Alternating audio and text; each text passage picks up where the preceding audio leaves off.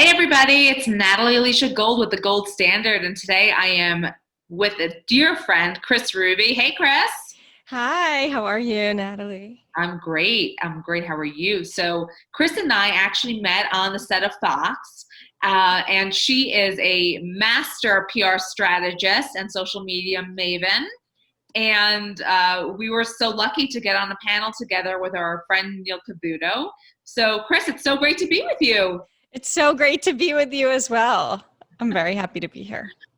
Kris, what I love about what you do is you're not just selling a product, but you're truly embracing it, and yourself have been seen on from the likes of Fox Business, Good Morning America, and countless other networks. So you really take your product and believe in it and do it for yourself. I do. Yeah. I mean, so I think that's the thing about public relations, and it's sort of that old adage, right, with the shoemaker's shoe. And so you have to, I think, if you're going to sell something, you have to live that brand and be part of that lifestyle and understand the pain points of the people that you are working with every day. Right. And so I understand it as you do too, when you have, 2 hours notice to get ready and be hair and makeup and be in a studio and then also talk about something. And so I feel if I felt that stress, and I understand when my clients are feeling it too. You know what's amazing, Kris? I am so missing those days. Are you? I am. To me, there's no greater high. It's just like feels like natural, like breathing to me. And even from makeup to hair, it's so much fun. And I really miss those limo pickups in New York City, I have to tell you. I know. Well, New York City is pretty different these days, I hear. We have a whole new world, baby, a whole new world. So with this whole new world, what are you finding in the PR scope? Like so much of the news is about COVID or about the election. So how are you still finding opportunities for your clients? Yeah, so the good news is we work with a lot of doctors with medical practice, PR, and Ruby Media Group. So, I mean, during the pandemic, I have been, a lot of these doctors have gotten national media coverage. One was even in an international BBC show talking about COVID and being on the front line here. So working with doctors, I feel like I've, been able to certainly get them coverage and a lot of press hits. I think in other industries or in verticals within PR, it's certainly a bit more challenging. And I think if you are thinking about a PR pitching strategy over the next 3 months, you have to think about how does that tie into, as you said, either COVID or the election. So for example, or you could combine the two, right? So it could be a doctor talking about, is politics bad for your heart health? Right? Or how does that impact your stress levels? And what are some things that you can do? And why does stress kill? And how does the upcoming election make us all more stressed out? And same thing with COVID. So that's sort of how I think about things. I think I approach the world with a different lens. And so people that want to get their own PR are thinking about that, they have to apply that filter too. What people don't really understand is that just because you're doing something in the world does not make it newsworthy. So you have to really look at what is happening in the world that ties into your message that can bring it out there. And I think, I mean, Kris, you're the expert in this, but just from people asking me, like, that to me is they don't get that. Oh yeah, I certainly agree with that. I always say it's not about the product or even about your business. I mean, it's about the news and your commentary on the news. So I think it's a definite shift. So when people say, "Oh, I have a product, I want to get press for that," or "I want press for the company," I say, "I don't really do that type of PR. I get people press as experts who are commentators and newsmakers," and I think that's a big shift. There's still people that think about PR in general as, "Oh, I'm going to write a press release and then I'm going to submit it." And it's just, I don't know. Have you written a press release? Do you really? My press releases go through companies that, basically guarantee me that it's going to be on everything from Yahoo Finance to whatever. That people think that that's PR. It's That's not. no one reads it. Yeah. You do it as kind of a baseline, but I got to tell you, Kris, you are a very reputable person who really can make things happen. And a lot of times in PR, we don't always get that. We get kind of old school, big retainers and no guarantees of success. So how do you bridge that gap with your clients?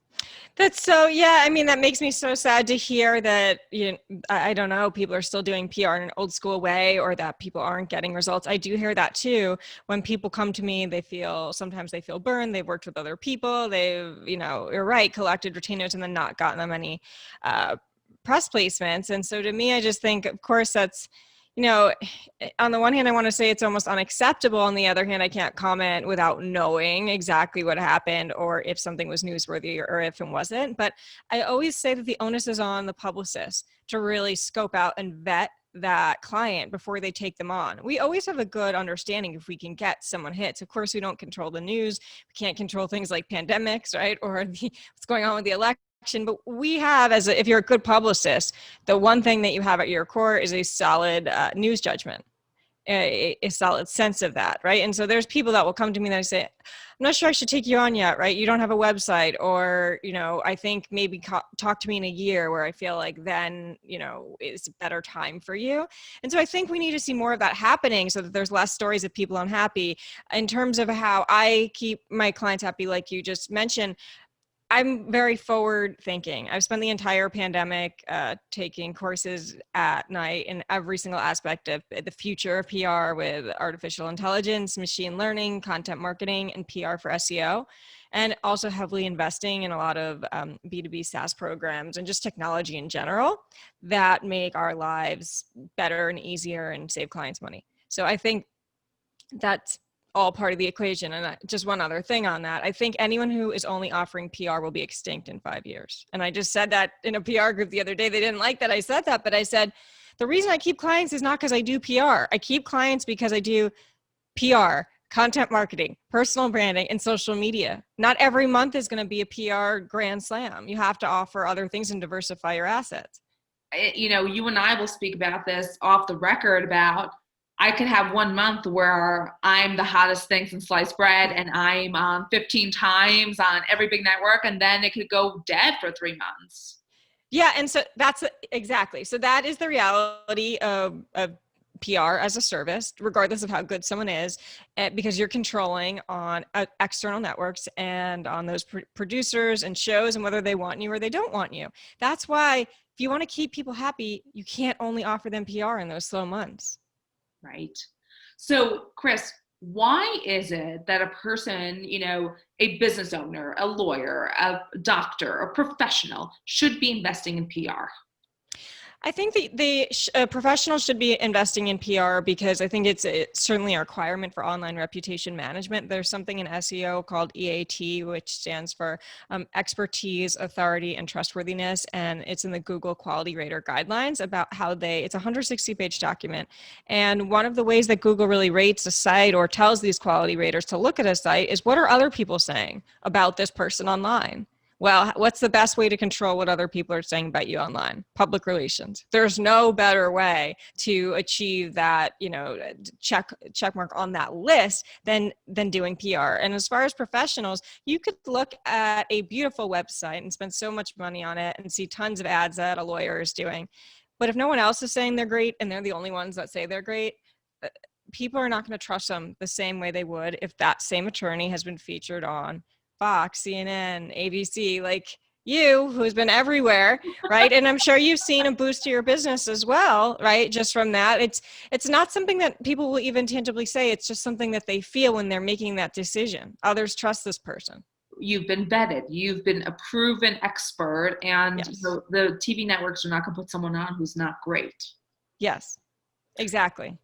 Kris, too, I think people also think, like, as seen on TV, that's all you need. You got your one step and then you're going to be a multimillionaire. And it couldn't be further from the truth, because it's not about that one hit. It's about repurposing that content. Yes. To now forever live where people are looking, which is your digital footprint. Yeah, Natalie, you bring up such a great point, which is that, that this sort of phrase about one-hit wonders. And so sometimes I almost say, if someone wants to do PR just for 3 months or 6 months, maybe they just shouldn't do it at all. Because what happens is, it looks like, what happened to that person? They came out with this blast, they were everywhere, and they totally fell off the face of the earth. So that I think can almost harm someone's brand more than it can help them. I think if you're going to do PR, it should be something that you think about that's integrated into your life ongoing and not as a one-off tactic. For sure. And to me, the greatest gift I've given myself is truly the ability to express myself in my books. And my books have really served as a kind of jumping off point to the PR. I mean, again, we talk about newsworthiness. It's not just like, well, today is Friday and the sun is shining, so I'm going to talk about how I'm so great. Like, news networks are not interested in that. So, Kris, what are the ways that you have told your clients to, to become more interesting, basically, so that a news publication will want them on? Yeah, that's a really good question. So sometimes I say sometimes PR is hard. I'm not going to lie. I think one of the things is that people have a very sort of different relationship with the publicist. It almost sort of could be like a therapist in many ways, right? You're getting to people's deepest desires and dreams and goals and having to sort of tell them, if you want to get there, you need to do more. You need to look at your competitor and here's what they're doing. And, you need to start publishing in medical trade journals or in legal journal, right? You have to do these things. And some people are like, how dare you tell me to do that, right? And then they actually appreciate that you're telling them to do that because they need to do it. So that's, if you want to make something better, you have to be better. You can't just hire a publicist to make you look better, to make that veneer look better. Right. We have to go deep down and fix the root cause of who you are, what that is. So my motto is always package, pitch, and promote. And so step one of working with me is package. A lot of people only want to go to promote. So they want to hire us and they go, I don't want to do the first 3 months on packaging and pitching. I don't want to do the work, Kris. I don't want to eat healthy and work out. I just want to be skinny right now. Yeah. Well, okay. Universe, we're talking to you, okay? We need this out there in the world. AI, Elon Musk, I know you'll figure it out. Well, you bring up the other great point. Let's talk about your experience with doing the work, because you've been on, the other side of this as in the client perspective of someone who's worked with public relations and services. There's a lot of work involved, right? Look, you need to be your own biggest advocate because your publicist, as amazing as they are, you know your business more intimately than your publicist does. So if something is happening in the world that could be newsworthy and that you have to point it out, like, look, here's what I think we can do. It is very much a team and a partnership, and you have to hold your publicist's hand and they hold yours because they also have professional relationships and they're not going to pitch you for some BS that they don't even know you could talk about because it'll make them look bad in their relationships. People don't understand what publicity really is. That's such a great point. I want every client to hear what you just said because I think it's so valuable, and I wish I could just play that every single day for them because you're right. I mean, so what do you think in terms of other misconceptions that you see? Like, was there anything that was shocking to you about like the PR experience that you weren't expecting? You need to, I mean, and thanks for flipping this script on and interviewing me in my own show. I love it. Sorry, I didn't mean to. I love it. The fact is that people think it's like you wake up and you're like, hello, good morning, world. I'm ready for you. The amount of investment into yourself to have anything that's even newsworthy and then become the go-to expert. I mean, it's an investment in yourself. It's an investment in your brand. And people are like, well, I was on this one show and then nothing happened. So yeah, I mean, it's not going to. We have such a news cycle. It's a 24/7 news cycle. So for that, like, and you have to be hoping that your perfect client is watching at that exact moment while also juggling their kids. And no, it's what is the effort you are putting behind and what is your plan? Which Kris goes back to what I do for a living. Life and legacy planning. It's a plan for your life. It's a plan for your press. It's a plan for how are you showing up in the world. Something that you did that I love. So you did something you were doing something with wills, right? During the pandemic, and you were offering, I was giving free wills for frontline healthcare workers, and I still am. And Kris, hundreds of people signed up from those 4 different national and international hits I had. So did you get press coverage as a result? Did anyone see you do that? Oh yeah. I mean, it was on from CBSN to CNN World to different local channels and more. I can't even remember. Yeah, Finance picked something up. I love that. So the reason why I love that is because you didn't do it to get press. You No. did this amazing thing because you wanted to, and press came as a result of that, not because you wanted it. And I think that is really such a good model. I actually was talking to my dad the other day about what you did with this, because I was really so impressed with this and with you. And I said, that's really the way that press should work organically in that way, right? And I think sometimes too often people sort of look at press, and press can be used for the greater good, right? That's a perfect example of where the press spotlighted something amazing that you did. It's unreal, Kris. And everything I do, and I'm not gonna lie, when I first started in this, you get the adrenaline hit of like, oh my God, they want me. And you're like, I'll talk about criminal law. I'll talk about anything. Just get me on. But the fact is, as I've become more refined, I'm saying, you know what? If I'm going to be on, it's because the points I'm going to make are so relevant to a human being that it will help them and it will move the needle. And my whole, I believe, vision and mission in life is to bring true women's empowerment, true protection to families through implementing the things I'm an expert in, right? And same with you. You are bringing to light a person's vision that they might not otherwise be able to bring to the masses. That's a really great way to put it. I guess I didn't think about it that way. You can send me your marketing check in the mail. I'll happily oblige. So, but Kris, what people, and those are truly the people who come back because desperation, fakeness, inauthenticity, you can smell it a mile away. Yeah, and I think you bring up a great point, which is about this notion of commenting on things outside of your wheelhouse and also understanding what is your wheelhouse, right? And so I think that the more we do hits and the more you're on air, everyone figures out what that is for themselves. It's not something that you know going into it. And so I think that's another great point of, becoming a newsmaker, understanding what topics you really do want to speak about, and also understanding that just because you can speak about something doesn't mean that you should speak about it. You should speak about the things that come more naturally to you that you really think, how can I be of service when I talk about this topic? And if I can't be, and if I feel I actually have to research this topic more than I have a natural thought about this topic, then I'm not the right guest. And there's been numerous times where I've said, I think someone else is a better guest for this opportunity. And journalists, like everyone just wants to do the best show, right? And so if you help a producer, reporter, or booker with that goal, they will like you more. And people are afraid to say, if I say no, they'll never use me again. No, actually, I think if you say no, it shows you have integrity and character and an alignment with truth and media. 100%. And my biggest thing is you are a person and you need to treat every person on that set with respect, dignity. I mean, look, people sometimes are not nice to the security desk and not nice to the makeup and the hair. What is wrong with you people? Those are the people who see the anchors and who see every single day.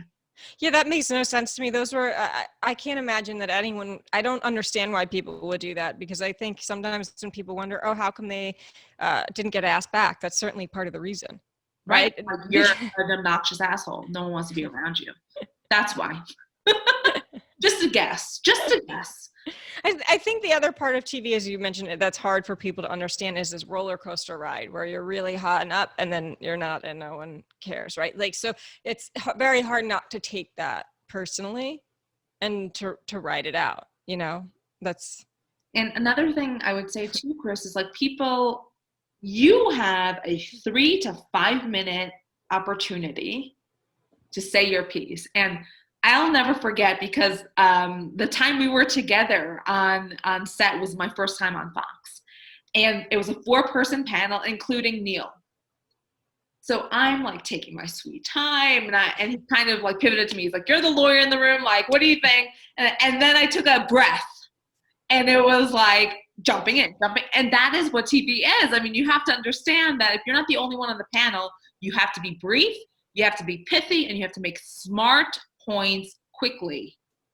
Yeah. So I also think if we want to talk about like I could do a segment on this called panel politics, right? The politics when it's sort of a male-female dynamic with other guests, right? That was very hard for me in the beginning. Sometimes I feel like when there were other men on since you're all about women empowerment, I think that you said earlier, when there were other men like on the panels with me in the beginning, I felt that it was very hard to jump in, or I felt like they would talk over me. I'm not talking about a host or producer. I'm only talking about guests, other male guests. And so sometimes I would walk off set and I'd be so upset with myself. And I would say, I really didn't like what happened. Why couldn't I say more? And I don't know if you've had the same experience as well. For sure. And my publicist, gave me an earful actually after that exact, and that was the last time I let that happen. And sometimes even maybe it comes across as too aggressive. But, for me, it's, again, how can I be of service? And I have great points to make here. And I have something that is actionable and usable and will make someone's life better. So I owe it to them that if I'm taking the space on the show, I better be useful.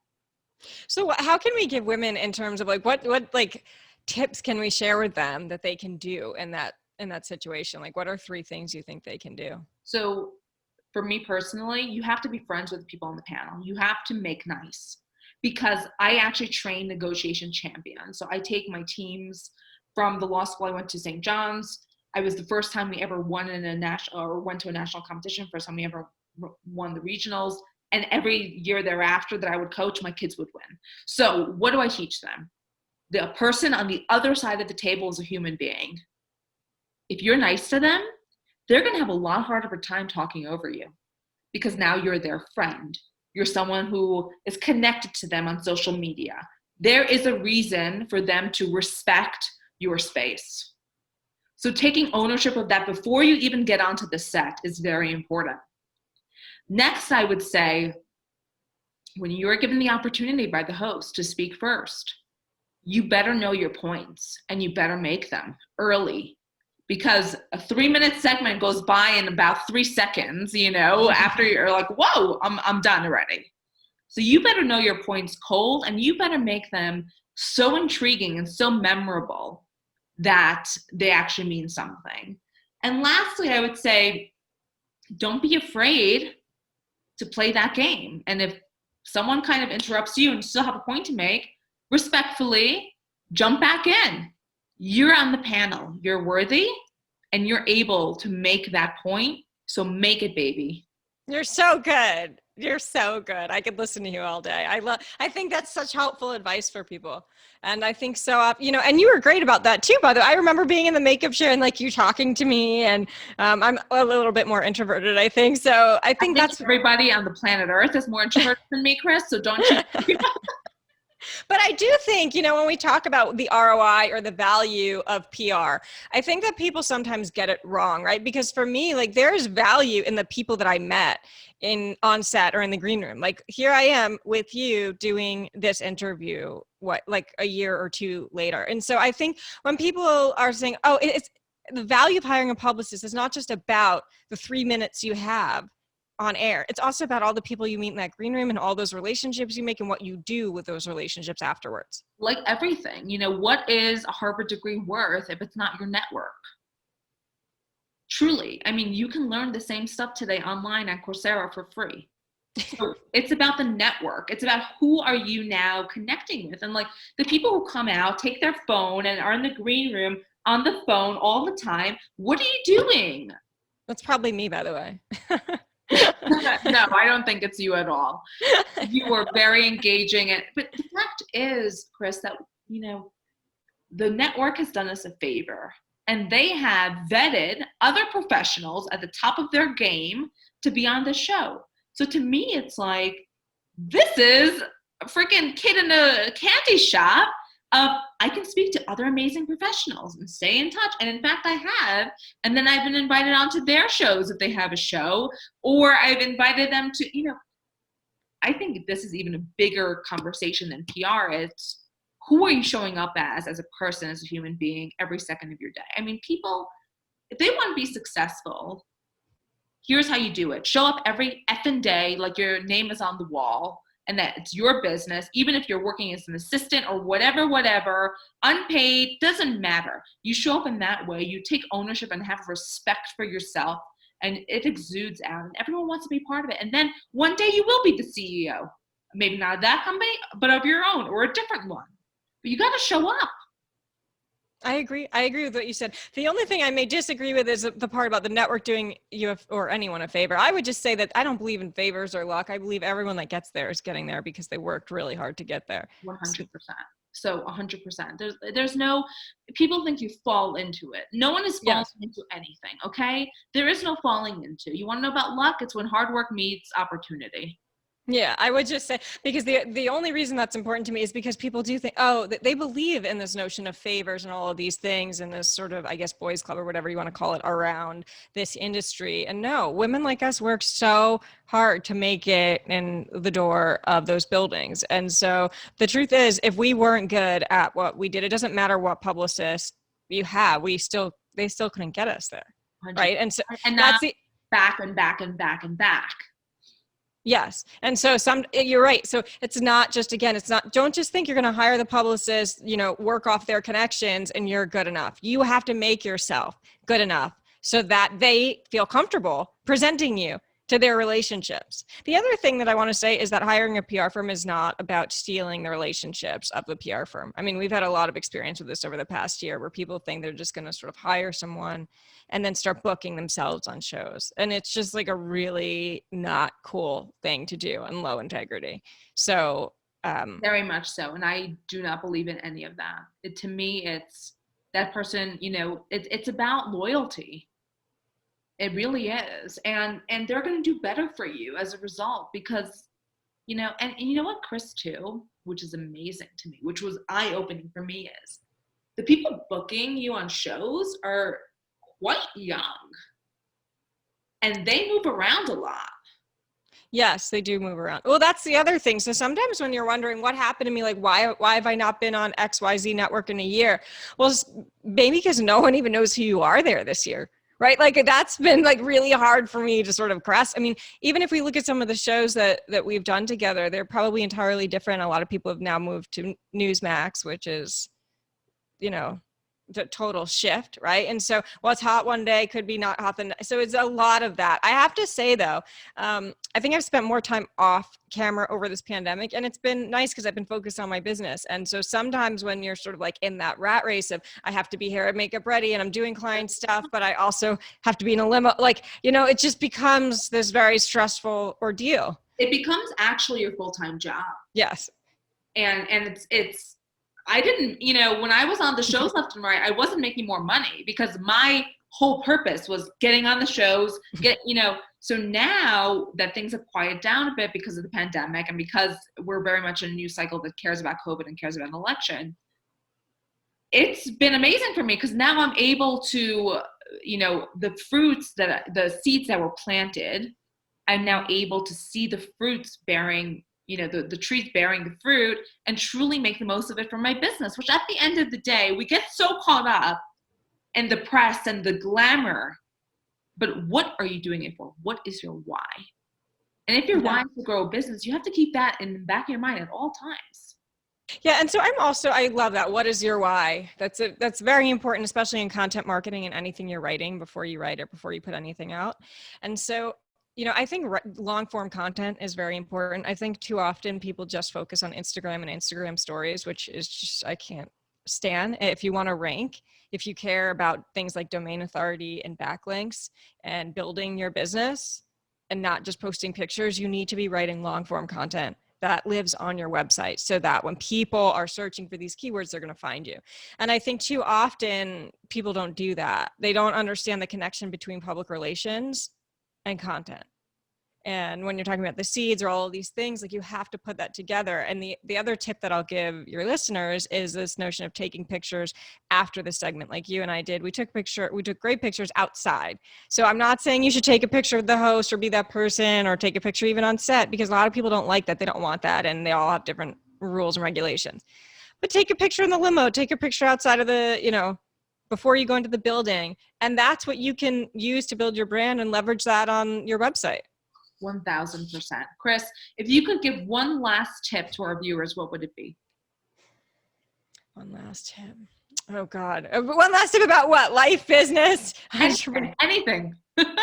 Losing weight by just telling the universe, please, Elon, do it. I always say life's a pitch. You know, that's one of the things I say. Life's a pitch to figure out what you're pitching, and everything you say, everything you do or say is a pitch, really. And so going back to what you said about the art of negotiation, you're always sort of negotiating for yourself, whether you, or for a client, whether you're pitching something or yourself or someone, you need to figure out how to package that, how to pitch it, and how to promote it. And if you can't do those three things, then your idea is not well thought out enough. And the other thing that I will say about people, because I work with a lot of women in business and mentor them, I think if there are younger women listening to this, I would urge them to focus not on the skills or tactics, but focus on learning how to think strategically. That's the biggest thing that I see missing right now in millennial generation, that I think we have an obligation to sort of pass that on, especially as a lawyer, right? Like, you're trained in how to think strategically and how to make points and win cases. And I wish that every single person and women in public relations was trained that way too, because I think to be successful, you have to think strategically. Kris Ruby, I am thinking Ruby Gold negotiation training. What do you think? I love it. Yes, let's do it. I would love to do that. The gold standard in PR, negotiation, and getting what you want. Oh, you're so good. I think that's great. And I want to have you on my show next, so that let's do that exact segment you just mentioned. Let's do it, my love. All right. It's been a pleasure, as always, to be with you. Thank you for your insightful wisdom. And I wish you a wonderful weekend, my darling girl. You too. Thank you, Natalie. Thank you.